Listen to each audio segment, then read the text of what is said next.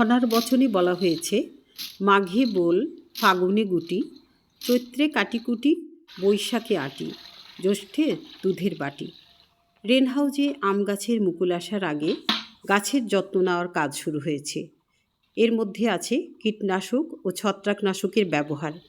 দেখতেই পাচ্ছেন এর মধ্যে পরিমাণ মতো পানি মেশানো হচ্ছে ও গাছে স্প্রে করার প্রস্তুতি চলছে।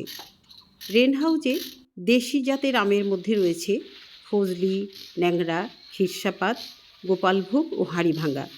অন্যান্য জাতের মধ্যে রয়েছে কাটিমন, সূর্যডিম, ব্রোনাইকিং, আম্রপালি ও বাড়িফোর। এগুলোরও যত্ন চলছে একইভাবে।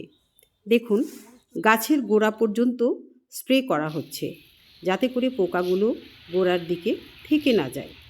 রেন হাউজের ছোট বড় মিলিয়ে প্রায় 100টিরও বেশি আম গাছ আছে। আসুন, মুকুল আসার আগেই আমরা যত্নের প্রথম ধাপের কাজগুলো সেরে ফেলি।